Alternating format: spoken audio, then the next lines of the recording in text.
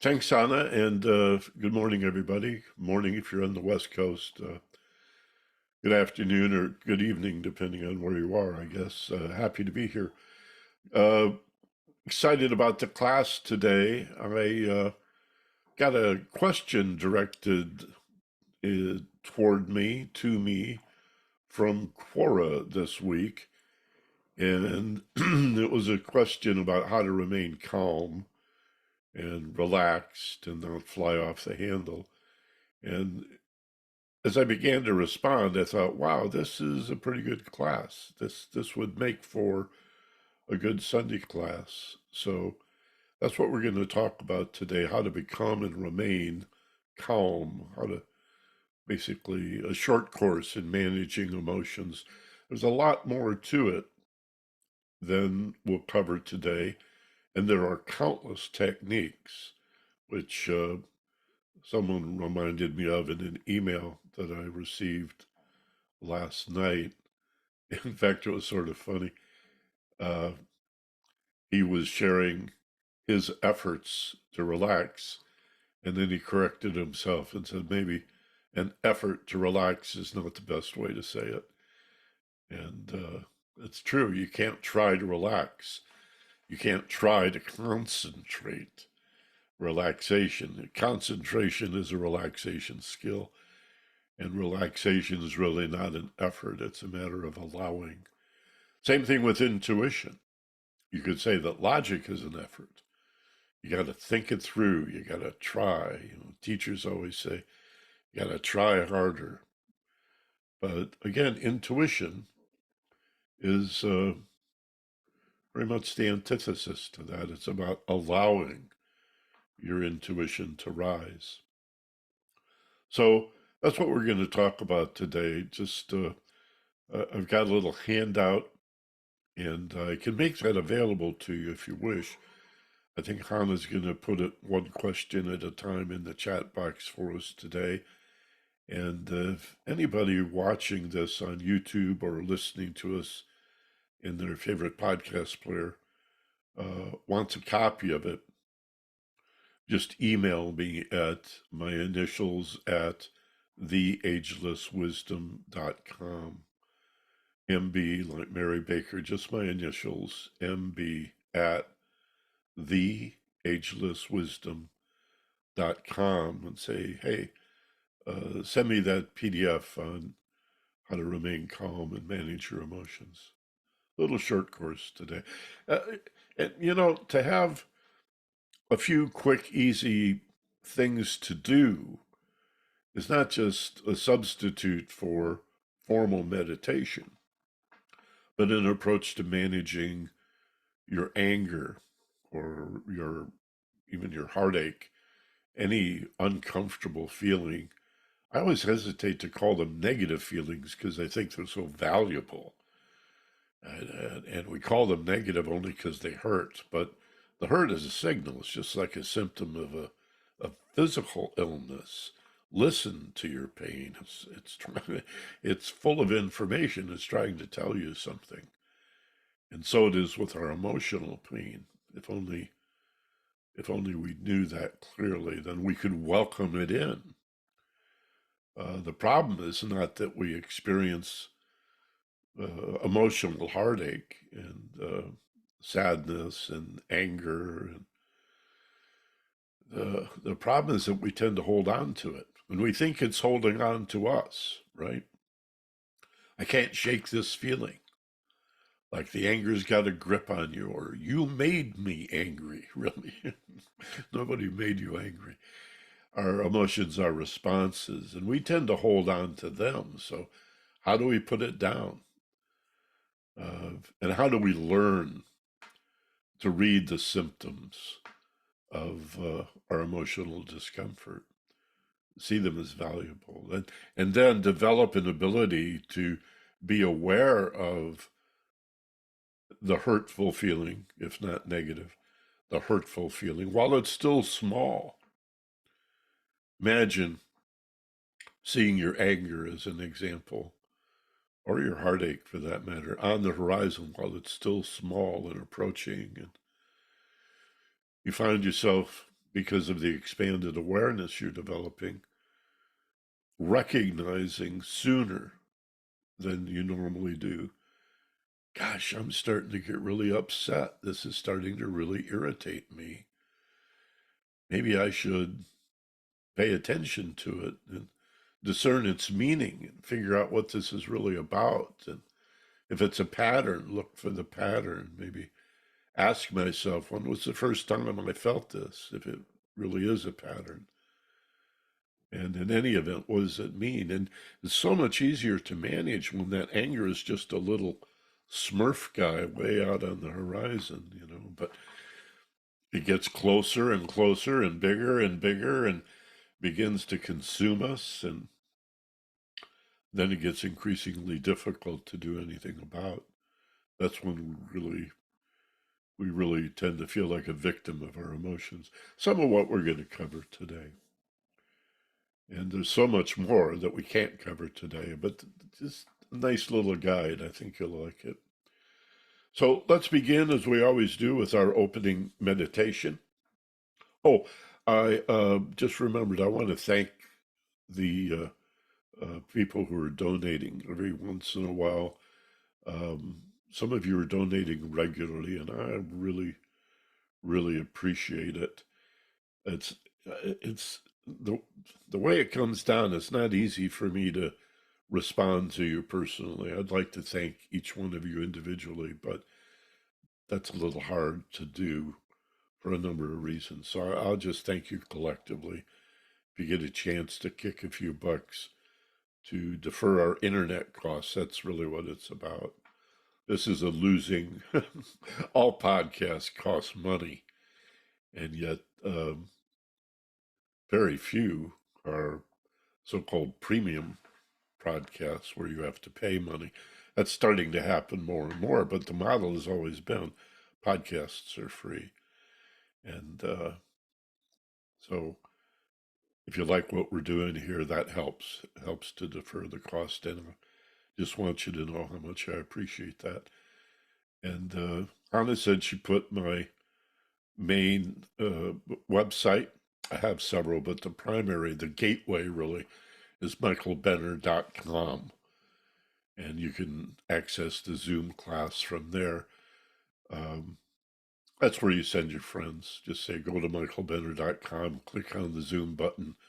There's a little intro video about 3 minutes long and a bio, and that's where they can register for the newsletter and get the link to the class. And the the intensive, the free personal one-on-one Zoom call or phone call, you can sign up there as well. Just look for the red circle on michaelbenner.com on that splash page. Okay, get comfortable in your chairs. Sit up straight, shoulders back. Lift your chin a little bit. Again, as we always say, sitting up straight is not about holding yourself rigidly, but balancing yourself so that you can relax. So get centered and feel balanced in your chair or whatever kind of furniture you happen to be sitting upon, maybe just a pillow. Close your eyes and just feel yourself centered and then grounded. Imagine you can feel stress and tension as you let go of it, draining down into the earth. And it could be through the back of your legs if you're sitting cross-legged, but if you're in a chair, feet flat on the floor, imagine like electrical lines of force that, like roots, reach down into the earth. And through your shoes, through the carpeting, through the tile, the floorboards, all the way down through the cement slab, all the way down into the dirt.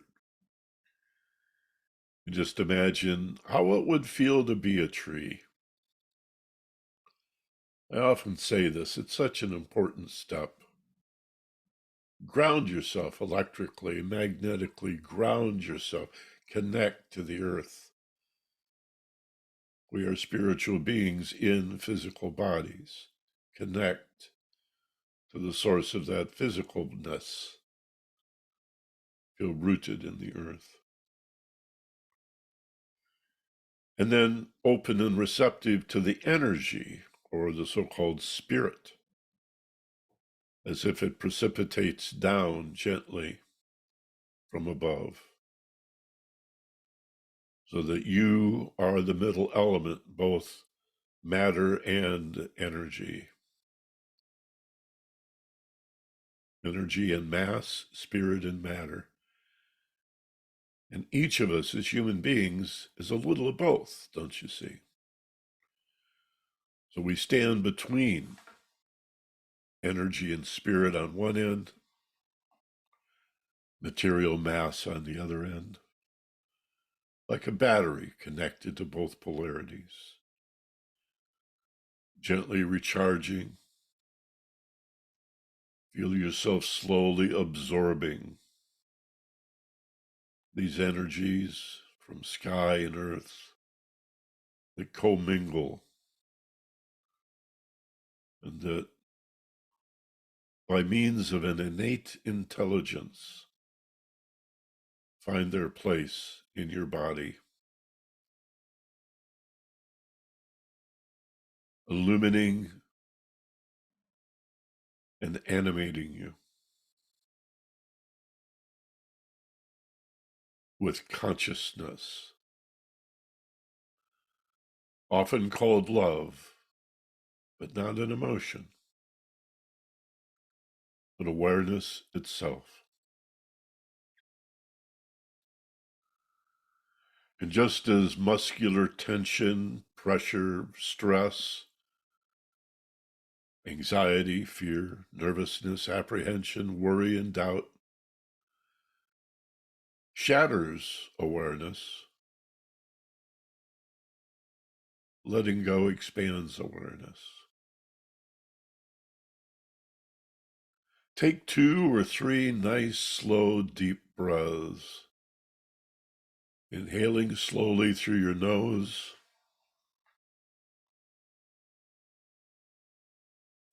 and exhaling just as slowly through the nose or the mouth, beyond where you'd normally stop, all the way out.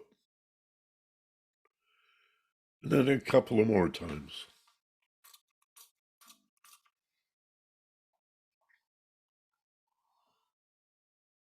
Relaxing as you exhale. Feel the letting go.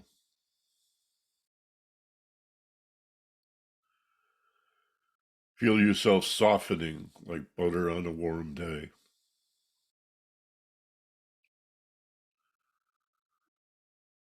Remember how relaxed you must allow yourself to become in order to float on your back in water.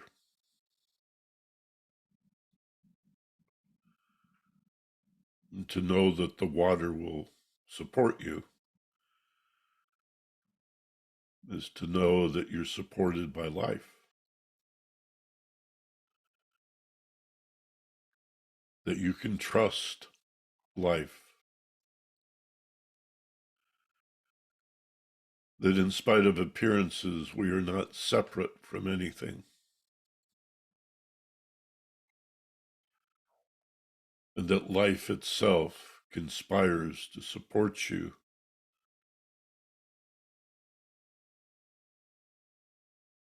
as long as your intentions are good, good and true and beautiful, virtuous and ethical, for the greater good of all, to the exclusion of no one and no thing.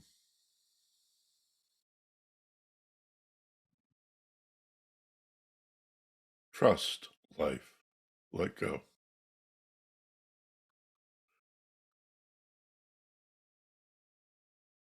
allowing your breath, if you haven't already, to normalize itself, to return to natural breathing. Spend a moment with your attention fixed somewhere near the bottom of your nose, and spend just a few moments watching your body breathe itself,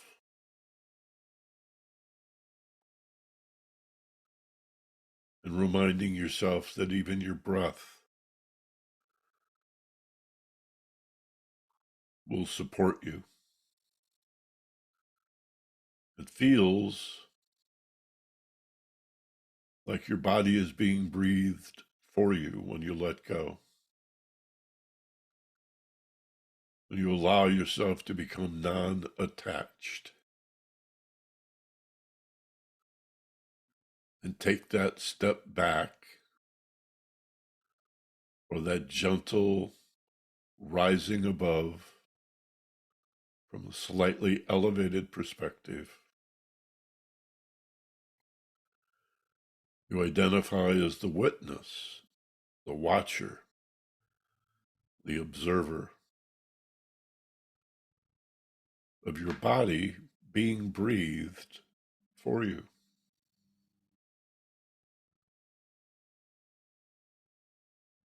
And again, trust life. This allows us to relax even more. It promotes health and well-being. It creates a calm and peaceful disposition.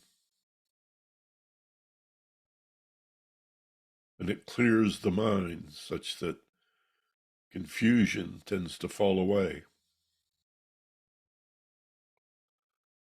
Binary thinking is replaced by a more creative approach that provides alternatives, options, and choices that we might never have seen if we did our thinking and our feeling in a stressed state. You find the middle way, the third way, which includes the fourth option and the fifth possibility, and so on, permutations and combinations and variations begin to occur to you.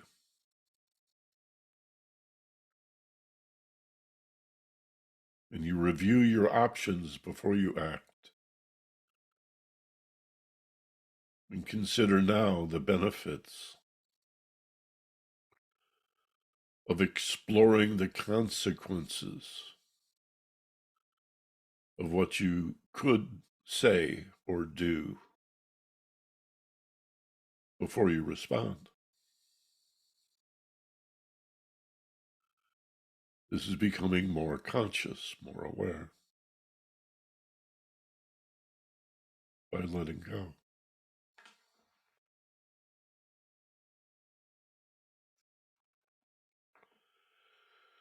We can deepen the feeling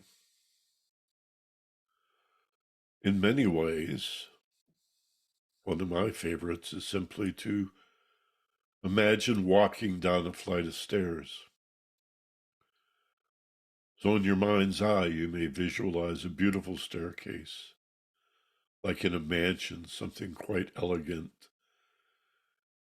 As you begin to walk slowly, really slowly down the stairs, 10, you count to yourself, I'll do it for you here, and feel yourself moving deeper and becoming more relaxed. 9, as you move down this staircase. And you feel yourself, 8, going deeper and becoming more relaxed. 7, deeper down the stairs.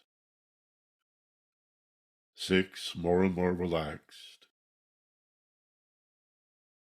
It's a wonderful feeling, letting go.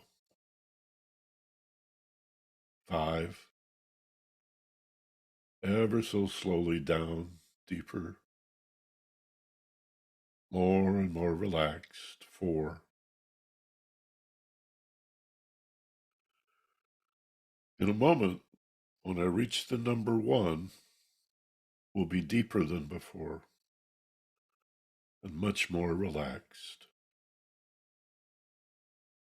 3, feel the gentle sinking as you let go even more deeply. 2, deeper and deeper.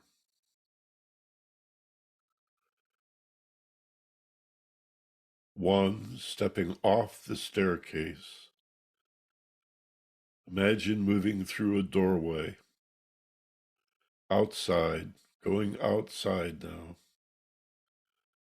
into a beautiful garden.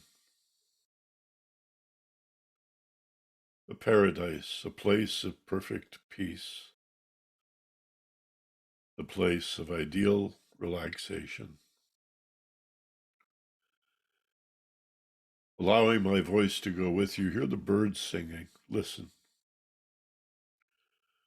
That's easy.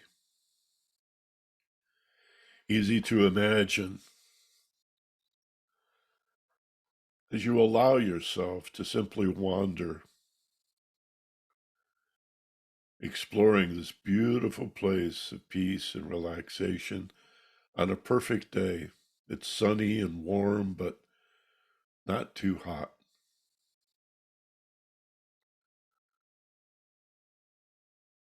Beyond the sound of the birds, you can hear the gentle breezes in the tops of the tallest trees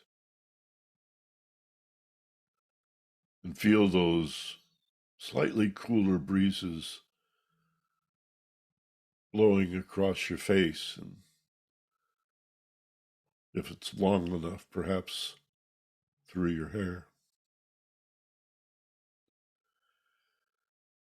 When you're in the direct sunshine, you can feel its gentle warmth on your skin. And when you move into the shady places, you can feel that it's cooler and a little more moist, a little more humid.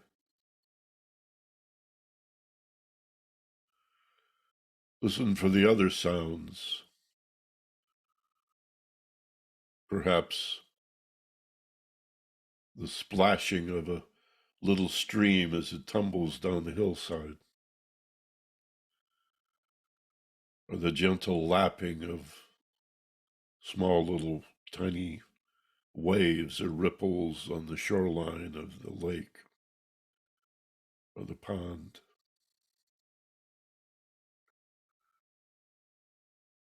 And you remind yourself how wonderful it feels to be deeply relaxed.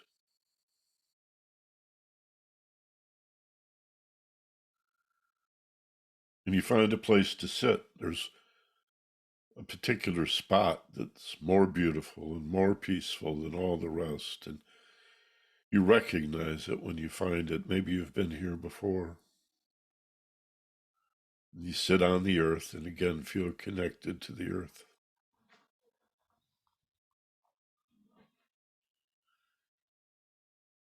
And sitting here, you remind yourself that your thinking is more clear, more lucid.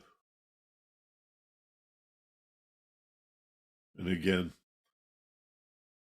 you have more choices. The longer you sit, they begin to bubble up like a spring, just bubbling up out of the ground. Insight and understanding, great ideas, choices, alternatives. Not only is your mind becoming more and more clear, but your emotional nature feels safer, calm,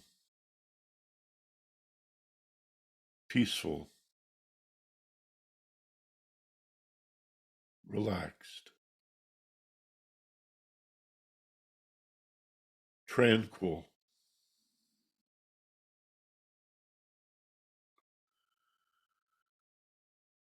and your physical body is still. The muscles are relaxed. Veins and arteries and little thread-like capillaries are dilated.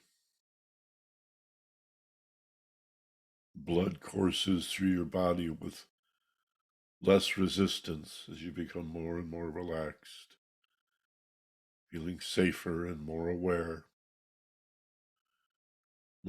mentally, more aware emotionally, more aware physically. Even your perception of the world around you feels somehow richer as that sense of being separate falls away. What we love about nature and outdoors, so natural we call it nature, is the way the feeling of separation, alienation, victimization, even abandonment melts away and is replaced by the connection we've been looking for. We call this love. We call it truth, connection. We call it harmony. We call it peace of mind.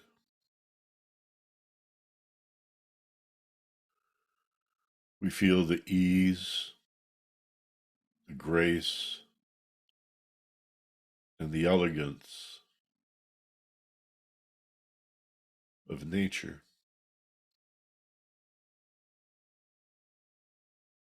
We realize nature never hurries,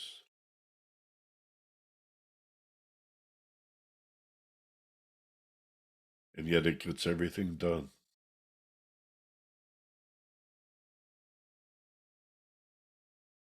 And we realize, we understand more deeply. This is our nature. And between the unawareness and unconsciousness of deep sleep and the scattered, shattered nature of wide awake is this middle ground of deep peace and tranquility with greater awareness, more choices, more clarity. No longer a victim, no longer at odds with life, but flowing through it, flowing with ease and grace, like the water, like the wind through the trees.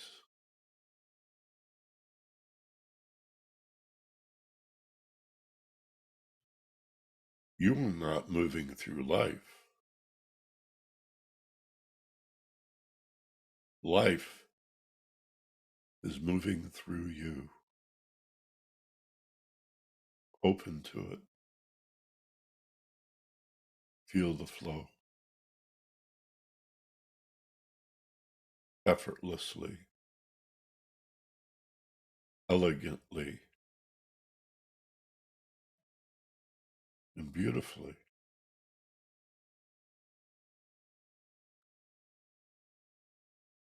You do feel it, don't you?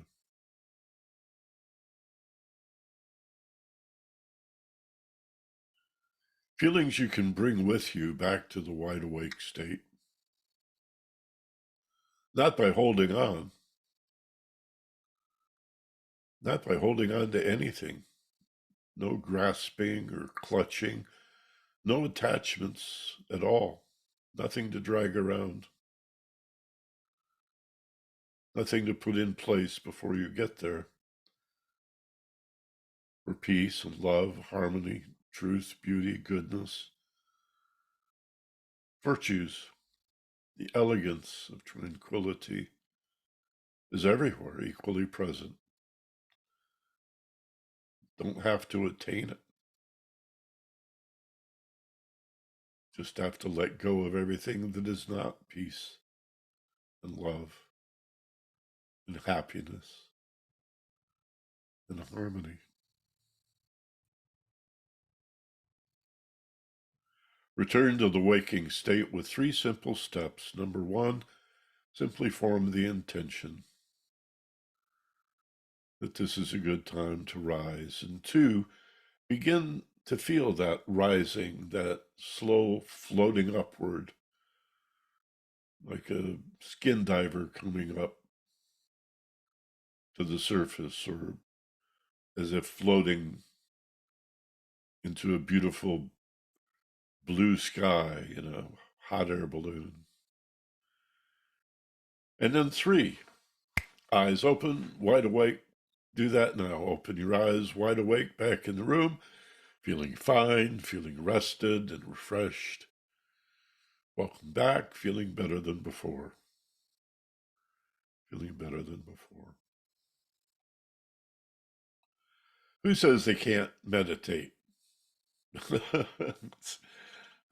That's not hard to do.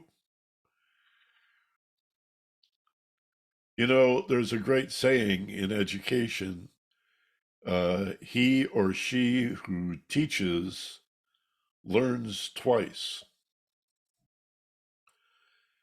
And so I would have you consider teaching your friends and your family and people you love how to meditate. We've certainly covered a lot of variations. I try to do it a little differently. I'm sure you've noticed. I try to do it a little differently so that you can collect your favorite approaches. These are narratives. This is not the silence that you may think of as meditation, because I am guiding you, I am narrating you. But if you listen to these recordings, you could, with your eyes closed, slowly reach out and touch the space bar on your keyboard at any point and just pause the recording and enjoy the peace, or the freedom to go wherever you want to go and do whatever you want to do, whether it's solving problems or understanding your emotions more clearly, or making a plan, setting a goal, decision making, or just sitting quietly for the rejuvenating benefits of deep relaxation. Think of your body being recharged. I mean, it's no end to the benefits and the reasons to meditate. Okay, so I've asked Hannah to spare me having to juggle the share screen controls and uh, tire my eyes trying to read this handout. And so she's just going to read these bullet points for us one at a time, and then I'll comment on each of them. Again, the handout is, well, how did I word it exactly? What's the header, Hannah, on the top of that page? Well, there's no header at the top of the page, but the document is titled Remain Calm and Manage. Yeah, I guess manage your emotions or manage your feelings. That's what I meant by header. Headline, to remain calm, to manage your emotions, to find peace. And the first bullet point, Hannah? Is slow, deep breathing, ideally through your nose. And I will also put these in the chat box for people to reread. Great, thank you. I guess it's obvious to most of you that the primary reason for inhaling, if not exhaling through the nose, is that the membranes in the nose, if that's the right word, are more, how can I say this, amenable or open to accepting the oxygen. It gets into your blood faster. Um, it's what the nose is for. It's even got little hairs growing in there as a result of natural selection to help filter the air. Doesn't do a very good job, but keeps the bigger particles out. And so you oxygenate yourself better when you inhale through the nose.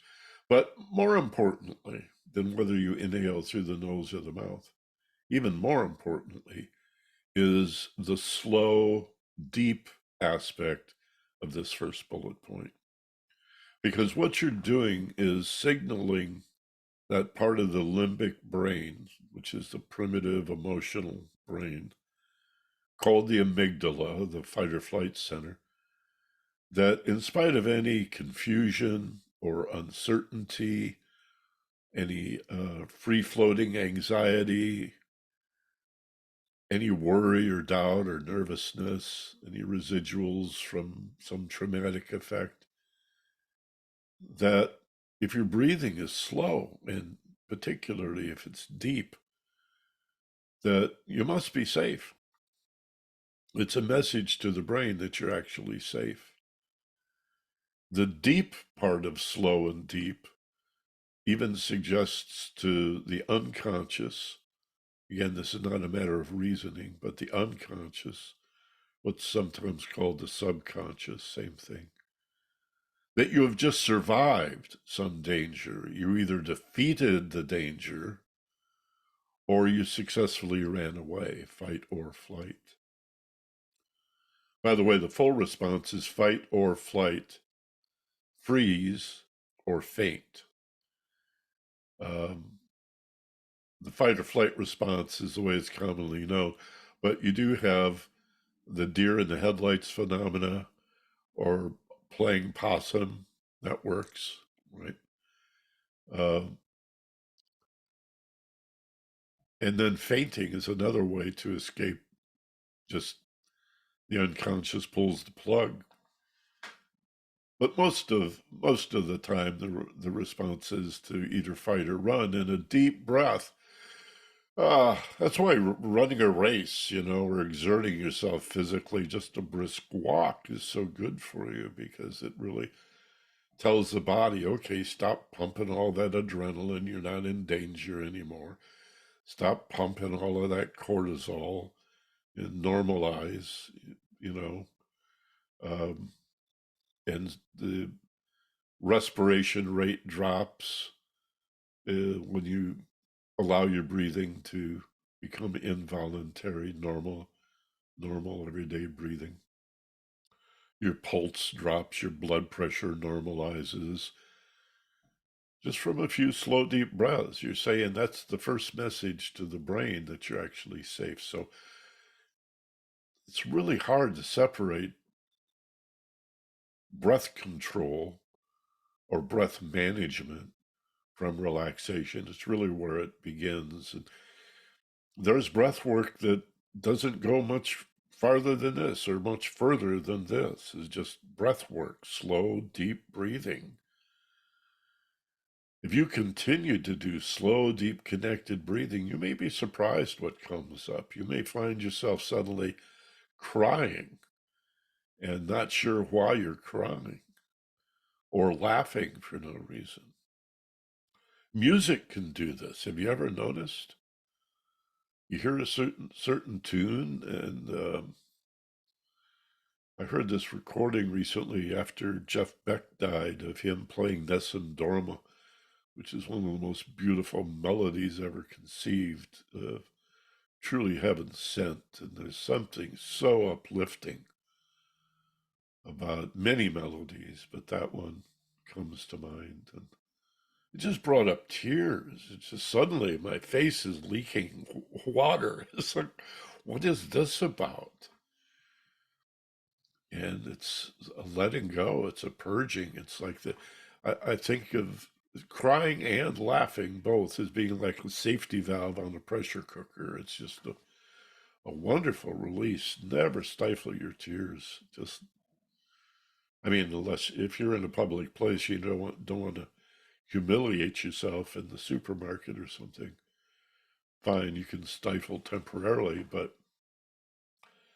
if you if you're not concerned about that, don't stifle. Let it come. It's the healthiest thing in the world to do. So sometimes breathing will bring up an unexpected response like that, or a memory of a trauma, or a loss, or a grief. Don't be afraid of that. Let it. Oh, thank God. Let it come. Let it sweep you away. Right? Second bullet point, Hannah. Second bullet point, deliberately allow yourself to feel safe and relaxed. Let go of muscular tension from head to toe. And so this is a second message to the brain. The first message is look at this slow, deep breathing. How could I be in danger? I've obviously survived or defeated somehow, defeated or ran away from, and therefore survived the danger. And then look at the letting go. Would these muscles be relaxed? Again, you don't have to go through the reasoning consciously. The unconscious recognizes immediately. That's why I say the brain and the unconscious mind immediately associates deep physical relaxation with feeling safe and relaxed. Those words go together like horse and carriage or love and marriage, right? This person could not be in any real danger if their muscles are relaxed. If their breathing is slow and deep and their muscles are relaxed, there's two messages to that amygdala that it can let go of this fight or flight response having been triggered. One of the first benefits, by the way, of this happening is either or thinking tends to go away and is replaced by a third way, a fourth option, a fifth possibility. That creativity, that that insight and understanding supplants binary either ors, all or nothing, you know, the idea that everything is a sporting contest. Somebody has to win. If you're not a winner, you must be a loser. You're either right or you're wrong. You can't both be right or wrong. There is no relativity. Everything is absolute. People live there. You know people who live there. And you know when you and I get stressed, we tend to go there. For me, having to deal with either or thinkers 40 years ago when I was doing talk radio opened me to all of this. I thought, what is the matter with these people that they can't find the shades of gray between black and white? Then I realized shades of gray, hell, there's rainbows between everything and nothing. And it's fear. People are scared. And anytime you see an either or thinker, that's a high stressed individual. And that triggers a fight or flight, and that defensiveness. You ever find that you're defensive? Ask yourself, why am I being defensive? Who am I defending? And why do I believe I need to defend myself? Where is the danger? Where's the danger? We look at reactionaries in our society, whether they're political or not. What's it mean to be a reactionary? What are you afraid of? What are you really afraid of? Why do you have all those guns? You know, why are you clinging to old belief systems that you know don't always work for you? Examine that fear. And if you go far enough to the left, you see that same fear rising in when being so-called liberal or progressive gets absurd and ridiculous, as if everything's got to be politically correct and nobody can tease anybody, and even Abraham Lincoln is a racist, so we got to tear his statue down. I mean, the truth is always in the middle. It's never in the extremes. There's no truth out here in the all black or the all white. Remember the Tao sign, that wonderful symbol from Taoism, has the black side, the white side, with a sine wave going through it, so that indicates the cyclic nature, the ebb and flow of one to the other. But there's also a dot of the opposite in each, suggesting that there's a 70-30 and a 60-40, a 90-10, but there is no 100-0. That's the end zone.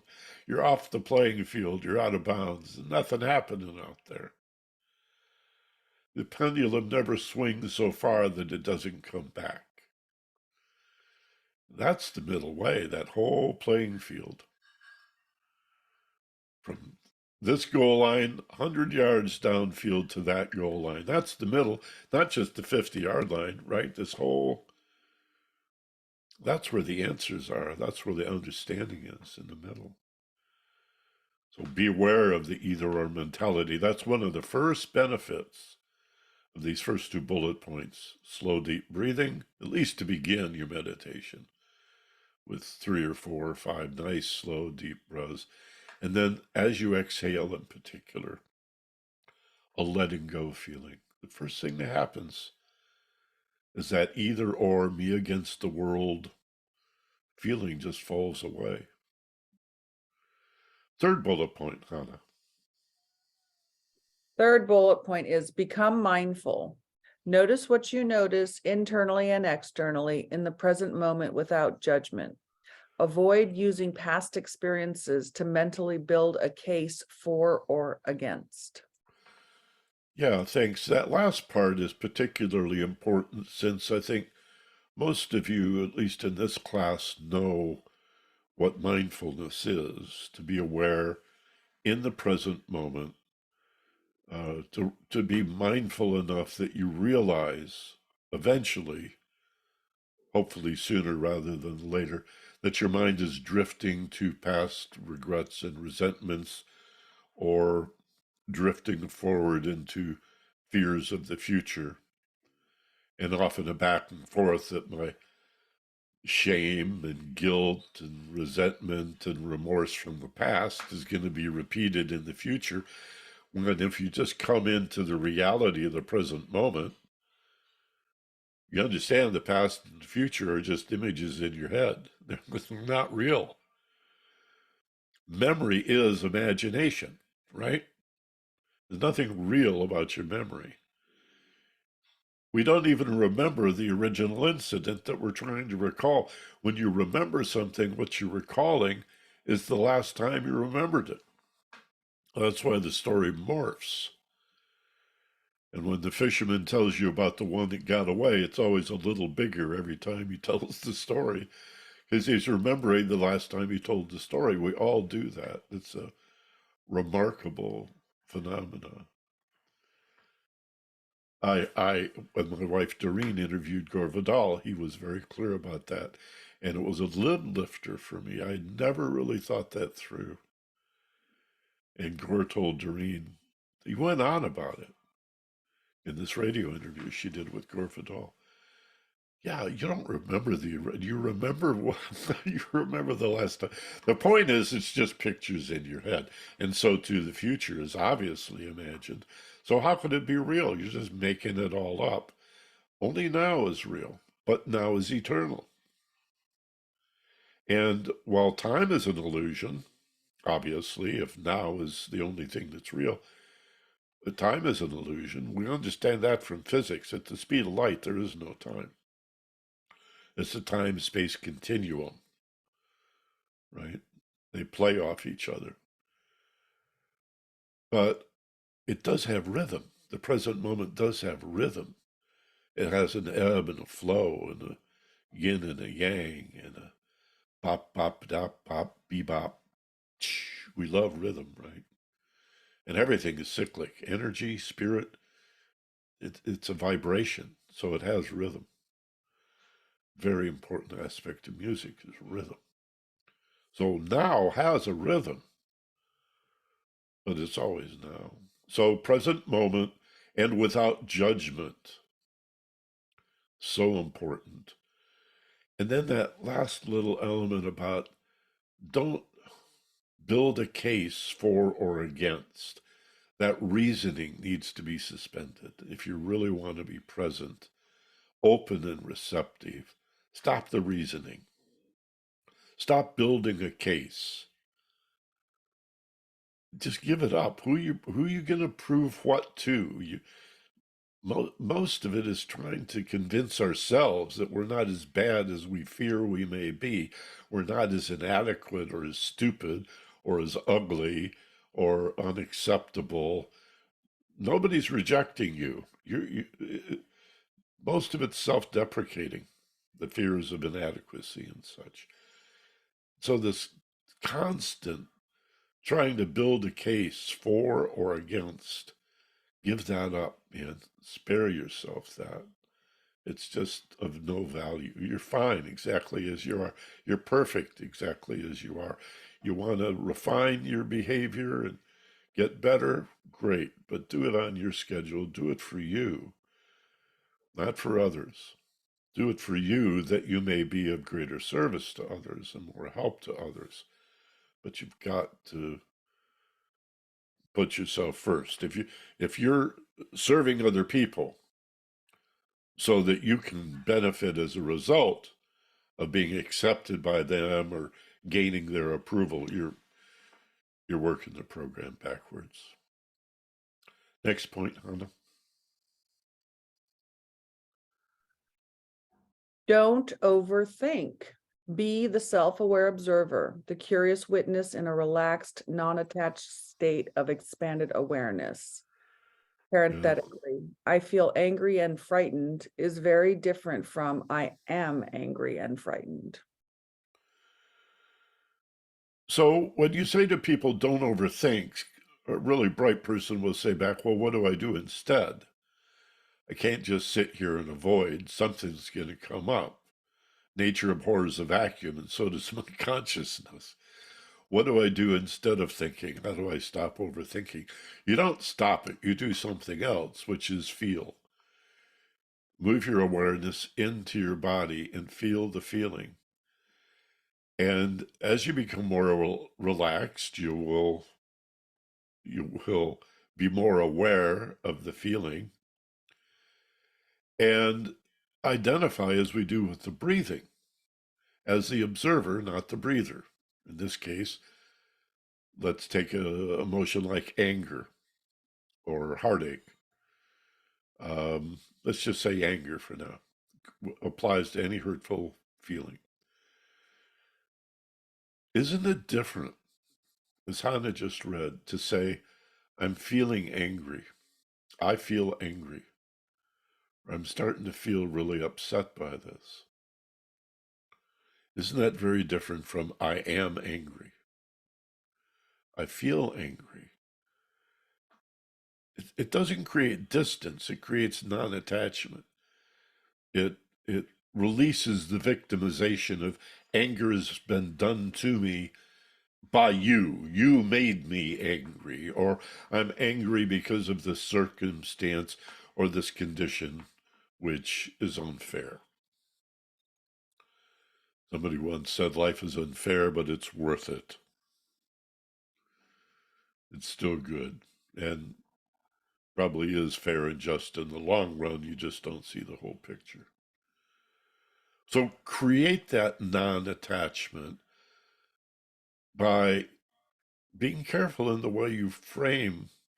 Use these sentence structures to understand yourself, you have to be very careful in the way you talk to yourself because your unconscious mind is listening and it's very amenable to suggestion. These are sets of instructions, and the brain, the universe, so-called, only says yes. You tell yourself a bunch of negative stuff over and over, and the brain goes, all right, if that's what you want, we can grow weeds just as well as we can grow flowers, whatever you want. Poison ivy, we'll grow poison ivy. Oh, roses, plumeria, we can do that too. Fruits and vegetables, here's a strawberry. Here's a ragweed. But it's going to grow whatever you put in. Create that sense of non-attachment through mindfulness. I'm feeling this way. I'm aware of feeling this, but not I am angry. And I am a victim of a feeling that's been done to me. Work on that. Work on discerning the distinction there. Next one, Hannah. Next one is find where in your body the emotional feelings are expressing. Yeah, there See you. your Uh, I'm sorry. See if you are able to intuitively perceive a feeling, a shape, color, texture, or temperature from the emotions to help yourself, quote, get a grip, unquote. Right, right. Um, Again, what do I do instead of overthinking? Feel. How do I feel now? Well, you move your awareness into your body and say, where in my body do I feel this anger? Where in my body do I feel this envy, this heartache, this grief, this loss? Where in my body do I feel confusion and this particular anxiety? Is it specific or is it non-specific and free-floating? And can I give it a shape? Can I locate it? Does it have a shape? Does it have a color? And without physically moving, imagine reaching out to touch that feeling as you locate it in your body. How's it? Trust your intuition. Does it have texture? Does it have temperature? How does it feel to the touch? This is a cross wiring. It's a deliberate cross wiring in the brain so that a feeling has a feeling. You understand what I'm saying? So that your emotional feeling has the qualities of a physical feeling, and then it's easier to deal with. In fact, we've talked about and will again in the future talk about going from this point to even dialoguing with the feeling. You give it a voice, and as long as you're deeply relaxed, the state of expanded awareness, ask your feeling a question, it will answer you and tell you. It will tell you what it means, why it's here, what you can learn, what to do about it. More on this coming up in future classes, I promise. Emotional dialoguing. Next, Hannah. Remind yourself that you always have choices, more choices than are immediately apparent. Though you may not be able to control the stimulus, you can manage your perception and response. Yeah, thank you. So much of our stress comes from feeling that we have no control. And so it's understandable that with shallow consciousness and high stress states, we're going to try to control the stimulus, right? We're going to try to manage the world. We're going to buy a gun. We're going to get a big club. We're going to threaten or seduce or cajole or buy off. It just doesn't occur to most of us. that you have very little influence, much less control over what's being done to you, over the stimulus. Where you can express your control is in how you perceive it, your attitude, how you frame it, how you understand it, in the what context, and then how you respond. And is it reflexive or is it well thought out? That's where you have control in your perception, your understanding, your perspective, and in your chosen response, which you, as we'll discover in a moment here, initiate instead of just react reflexively. Want control? That's where you'll find control in how I look at it and how I respond. This is a common wisdom, actually. The last part, people will say, well, you can't control what's done to you, but you can choose a response. Great. That's great. But it's really perception in response. Your attitude, the context in which you see it is that important middle element. Next, Anna. Understand the benefits of initiating a response rather than reacting reflexively. Responsibility is your ability to choose your response. It's a very important difference, isn't it? Um, we're dealing basically with words like respond, react, and initiate, and reflex, I guess. Throw that in there too. Respond, react, reflex, or initiate. um, it's up to you. Uh, Melinda could tell us about the sympathetic and parasympathetic nervous system and how that's evolved through natural selection, and how, if somebody jumps out from behind the rock and says, boo, you jump before you realize you've been surprised, because that reaction goes to the spine and then right back to the muscle. And you jump before, or, a stick touches your leg and you think it's a snake. Maybe a better example where the brain's not even involved. And you jump before you even realize you've been touched and surprised in that way. And only a few seconds later, so-called reaction time, 3/4 of a second or something, is quite slow, for something to reach the brain way up here at the other end of your body, and be perceived and comprehended and understood. There's a lot of translation that has to go on there. But the point is, when we take the time, we can consider our choices, the consequences of each, and then initiate a behavior rather than, and that is our conscious, deliberate, purposeful response. Reaction tends to sound to me more reflexive. Did you react or respond? That's how I would define the distinction there. Choose to initiate, pause. That old thing, before you get angry and start yelling, count to 10. If you ever do that, count backwards. Don't count up to 10. Count down, for obvious reasons. Next, Hannah. How many more have we got? 2 more? This is the penultimate. All right. So carefully consider the consequences of your chosen response. Yeah, this is look before you leap. If you have children, or maybe you remember being a child and your parents took you at some point when you were very young to the curb and told you to look this way and then turn and look that way, and know that there's traffic coming in both directions, and you have to be very careful and look both ways. I was very proud in the 5th or 6th grade to be asked to be a safety patrol kid, and they give you this. When I went to school, they gave us this belt, this white belt that went around my waist and then diagonally across one shoulder, a kind of a uniform.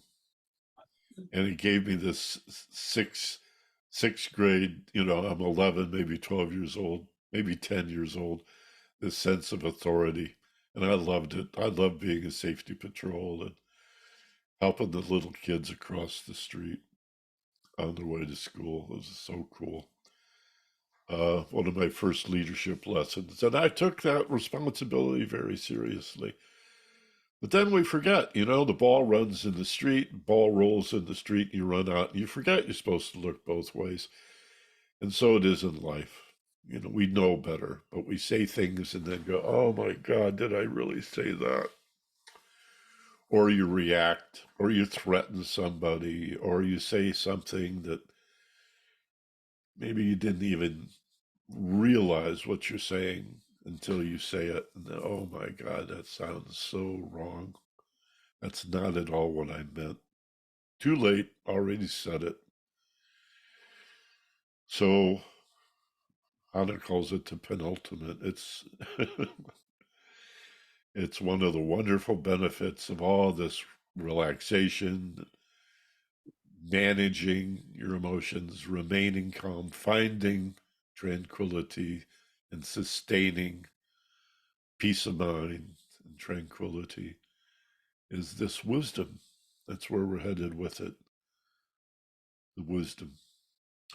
So, if you have a question or a comment, I don't see how you wouldn't, but share that with Hannah. Just raise your hand if nothing else. Or Doesn't penultimate mean second to last?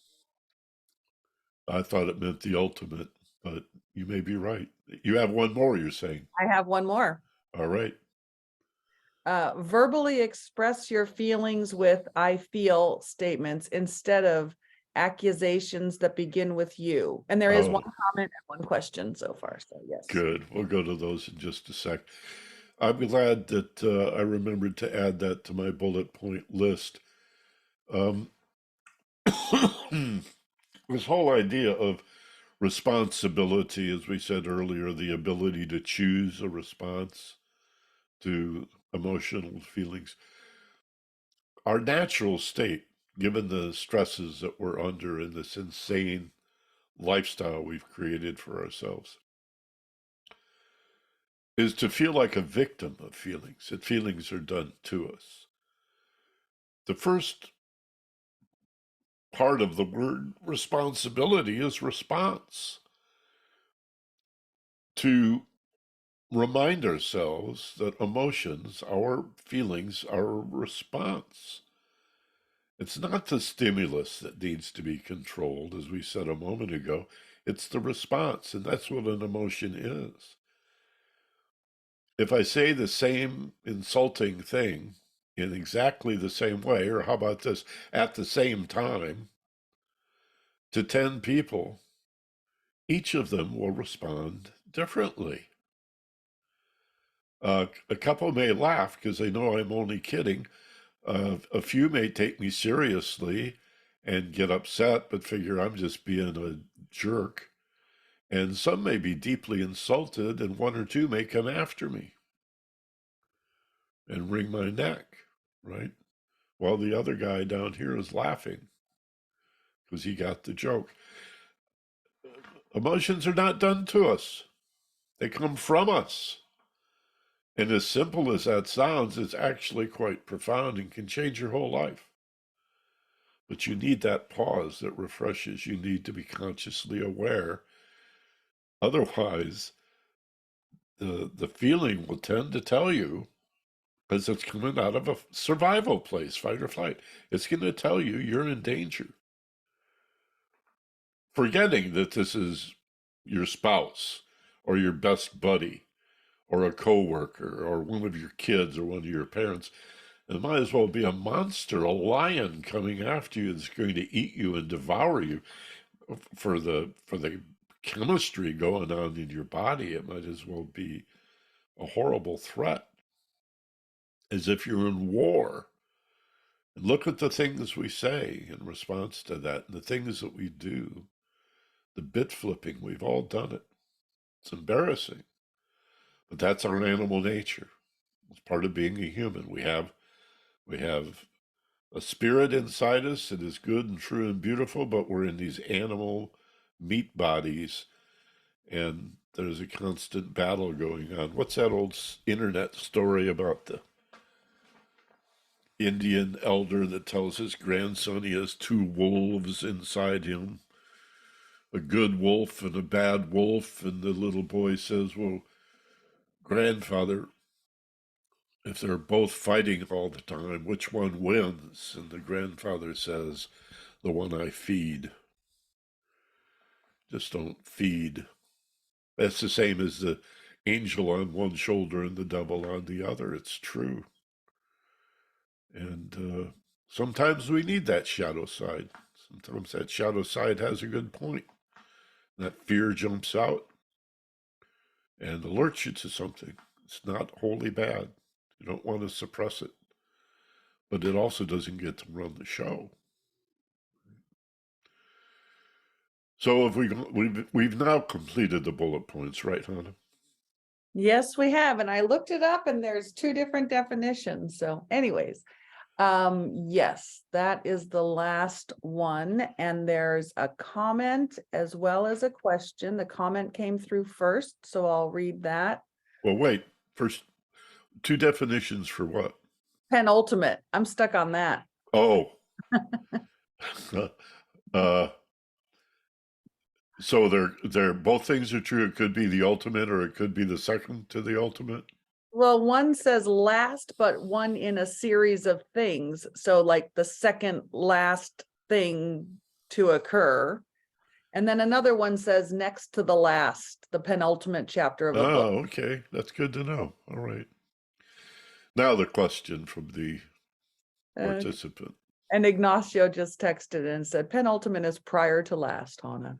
Thank you. Good. Okay. Well, I learned something today. That's good.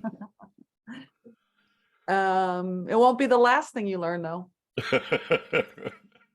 Okay, so Hanif said, my belief is 90% of life is ambiguous. Yeah, you want to expand on that, Hanif? When you morning, Michael, and thanks for taking. It's just a quick comment. When you were talking about control, and you were talking about either or. For one reason or another, I've always kind of intuitively had this theory within me of living that life is 90% of life is ambiguous, because you really no control either ways. Kind of look at the banking crisis that are brewing up right now since Friday. All of us have some amount of money in the bank, and hopefully all under FDIC controlled amounts. But you and I or anybody else has no control over it. It's somebody else kind of yanking our chains. So that's why I said 90% of life is ambiguous. The way I often say that to myself, and for that matter to students and clients, is that, let me formulate it. How do I say that? That it's often very difficult to accept our limitations, the limits of our power, because we do have these inner drives to want to manage and control. Again, they're survival based. I think that's where the need to control comes from. It's egoic. And there are some great sayings about that. A sailor cannot control the wind, but he or she can trim their sails. I've always liked that. And we want to, another one of my favorites is to avoid injuring your feet, you could cover the world with leather. It's just so much simpler to wear shoes. And again, why control the world when you could control yourself? And it just doesn't occur to most of us. We would rather control other people and threaten them and intimidate them and bully them. Look at kids. Look, the kids are natural bullies because they're casting about trying to find a place to stand. so to speak, some control, some trying to convince themselves that they even exist. And bullying is a horrible, inelegant, at the very least, way to establish your sense of self. But it's like tagging a wall with graffiti. It's not a desire. Kids don't tag walls out of a desire to destroy things, but to prove to themselves they exist. It's like the ghetto version or barrio version of my name in the newspaper. It's, look, that's my tag. I exist. I know I exist. I am somebody. Dylan said he not busy being born is busy dying. Thanks for that, Hanif. Who else, And Hanif? I would just add to that, if I may, that there are other ways of attempting to control things besides bullying, and that, manipulation can come in subtle forms as well. That's a fact. I mean, the whole idea of communicating is to find more diplomatic, more elegant, more loving and kind ways of persuading people. The idea of persuading someone or informing them, or if not getting them to agree with you, just as a teacher expanding their horizons to be more flexible in your thinking. That's not good or bad. That can be a very wonderful, like any tool. A hammer can build or destroy. It's don't blame the hammer. Right? What else? Who Okay, else? Larry has a question. What about deadlines in computer office work? There is no immediate physical threat, but there will be consequences if the deadline is not met. Yeah, well, it's relatively Want to threatening. give Larry a chance to expound or make sure that that's an accurate Yeah, representation? yeah, yeah. I was going to do that. It depends on how far you want to take that idea of threat or survival. Go ahead, Larry. Develop that. Well, I did most where I did contract work, so I was in some environments where if I didn't produce, so think about what you're doing if you've got the hammer sitting above your head. But meditation was a useful tool for me at that time, and it's still difficult, but there's loss of livelihood is a real threat. So Yeah. I'd like to hear your thoughts on that. Yeah, well, I think what I would go through in my own mind in a situation like that is you. I've done a couple of podcasts on the topic dealing with difficult people, and there are difficult people in the world, and a lot of bad managers in business, people who manage the way they were parented, and so the dysfunctions of their parents get expressed in poor management. Also, being in the military can reinforce the authoritarian view of the best way to manage people. And even an animal, you could, you know, break horses. I had a client once whose father, for a living, broke horses. And we pretty quickly realized that his parenting reflected that his spirit was broken as a child by a father who did that with horses for a living, broke their spirit. You will carry this person. You're not this wild, free animal galloping across the prairie. You are a beast of burden, and you will carry this man and his luggage, his saddlebags and the saddle, and you have to have this horrible bit in your mouth and these reins, and the animal finally gives up. And if there is a healthy relationship between the equestrian and the animal, of course, they tend to work together. Horses in a team feel each other and harness and pull together. So there's plenty of middle ground in there.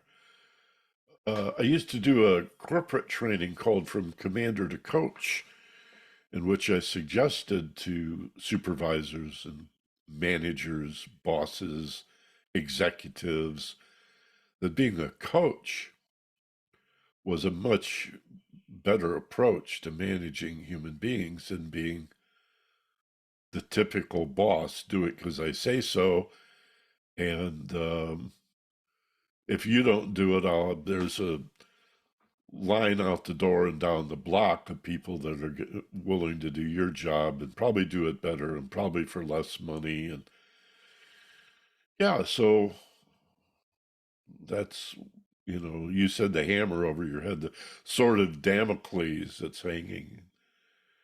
But if he was a decent manager, if she was a decent manager, really good at what they did, they would coach you. They would say, do you think you need help with this job or that job? What can I do to support you? A good manager drives power down to lift people up. It's like a pulley in a well, where instead of pulling the water up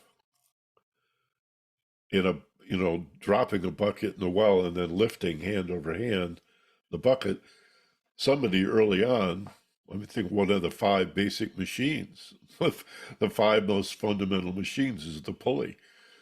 Somebody figured out it would be a lot easier to pull the rope down over a pulley to lift a heavy bucket of water up. Well, that's the way you should manage people, is you drive power down, not just authority, not just responsibility, but also authority. See, a bad manager will dole out responsibility but retain authority because they're afraid that they're going to get replaced. They're stuck in that Peter principle. They know they're incompetent. They're more insecure than the person they're bullying. So they will delegate responsibility but withhold authority. A good manager will delegate both, the authority along with the responsibility, to lift you up in the organization. And then he or she will rise in the organization, promoting from within. But like anything else, the people who are really good at that are rare. And corporations and small businesses of any size are dominated even today by really bad managers who've this is the psychology or sociology of managing people is a fine art, and it's not emphasized in school. That's why the biggest problems that most companies have are personnel problems. People hate their jobs. That's why they hate their jobs. It's not that the job is so hard, it's having to deal with the boss and the continual threat of, and you may wish to risk it. You may say, well, hell, I can't work in this environment. So you go to the boss's boss and say, I need better management or I'm going to have to leave. Sometimes you want to be fired because at least you'll get some unemployment. If you quit, you're not going to get unemployment. So it gets a little complicated, but ideally we would like to have enough confidence in ourselves to risk it to some degree, some relative degree. Just, all right, I'll suck it up. I'll put up with it. I'll go to compassion. This guy's more miserable than I am. He's making my life miserable, but at the end of the day, he's more miserable than I am. So I'll just deal with it. But to a point, then there comes a point where you just got to walk, pack up your stuff and leave. And that's just one scenario, the at-work scenario, but it's a good point. glad you brought it up. Michael, it's time for me to sign off, but before I do, I'm going to let you know that Doralicia has her hand up. Good. Well, thank you, Hannah, for helping today. I appreciate it. I know you have a meeting in 2 minutes, so thank you, and we'll see you next week.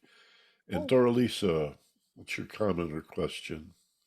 I just wanted to add something to the comment that you were making, because I used to find myself in the same scenario. I'd get these bosses that were unreasonable, and I started meditating and asking to put me in a place that I would have great bosses. And I got laid off from a place. I got a really good compensation, and I ended up in a job where my bosses are so reasonable that it's unbelievable. And and also meditation helps with doing your work with more ease and finding solutions to your work when you're not expecting it. So I'm a big proponent of meditation, because if you do it regularly, if there's a difficult situation in the office that you need to resolve, you will get the answer. And it also helps you with, if you're going to make a mistake, something pops in your head to check something, and you check it, and then you realize that you've made a mistake and you can correct it before it becomes a bigger problem. That's all I wanted to add. Thank Well, you. that's a lot. That's Yeah. Thank you. I think some of my understanding, because I've been essentially self-employed since the late 80s, although I've had some side work. I worked part-time for a couple of radio stations after that, but mostly I've been on my own. Excuse me. But what was it I was going to say about that? The whole Maybe idea. about the Oh, I know. bosses. I know what it is. Thanks. Yeah, about the bosses indeed, but even the company culture. Enlightened corporations like a lot of Silicon Valley corporations, or some of the big movie houses uh, in Los Angeles, and production houses, they will actually have a meditation chapel at work. And there's no time clock. Nobody has to punch in. Their hours are not traced. And they will feed you. I was taken to lunch at some big movie house. I'm trying to remember. It wasn't Spielberg's place, but he was associated with it. Whoever did Shrek, I remember they were doing Shrek at the time we were there. We had some friends who were involved, and they took us to lunch, and I was all ready to whip out my credit card, and they said, "Oh no, there's no cash registers. Just help yourself." I said, "Really?" So the employees here eat whatever they want as often as they want. Yeah, the kitchen's always the cafeteria's always open, and some of them bring their dogs, to work, and they actually have meditation chapels. And what they find is when people are treated that way, they do better work, and they're often there longer because they enjoy their job so much. They're doing what they really love to do. So they come early and they stay late for all the right reasons, and they're cared for. And the idea of having a special room to go meditate in, a kind of a chapel or a meditation room, so you can sit quietly with your eyes closed and people don't check in to make sure you haven't died. It's hard to meditate in public.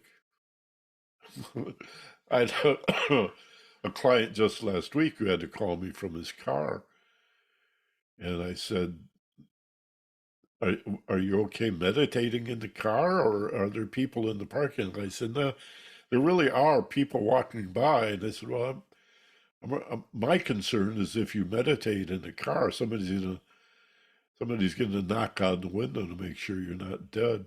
He said, probably so. It's hard to meditate in public. So to have a dedicated place at work, can you imagine?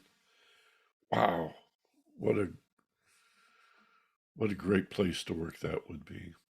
And to share your problems with your bosses and to have a sense of teamwork, a real family kind of atmosphere where we can confide in each other. And I've always felt like the best teams are teams of leaders. It's not either you're a leader or a team member. How about teams of leaders where everybody develops a skill to be a leader and a self-starter and rely primarily on themselves, but is still flexible enough to work with others, to work for the greater good. If you're a stakeholder in the business, I think that's a key term you hear a lot is, are your employees stakeholders? Or do they feel that if the company benefits, they lose? Or in order for them to win, the company's got to lose. It's an either or. But if you're a stakeholder, then there's maybe profit sharing. So you get a draw, you get a nice salary, but you get bonuses based on how well the company does. That's just smart, but it's not that common. Thank you, everybody. That's all the time we have for this week's class. Hope you can join us live whenever possible. To get that newsletter, go to michaelbenner.com and click on the button that says Zoom class. You can leave your email on that page. Send your friends there as well. Just Google Ageless Wisdom Mystery School. YouTube search, podcast search, Google search. Those are the 4 words you need. Ageless Wisdom Mystery School. Whether it's Wisdom of the Soul or my private work, you'll find it all at michaelbenner.com. Thank you very much. I appreciate it. And I mean, seriously, thank you. It's hard for me to express how much I enjoy doing this and how much I look forward to it every Sunday. If you'll unmute and say howdy do and so long and thank you, and I will say Thank to you, you, everyone. Namaste, Aloha, and Salam. Michael, thank you. Everyone have a wonderful day today. Thanks. Thanks, honey. Thank you. Bye, Thanks so much Rosie. again, Michael. Great show as always. Thank you. Thanks.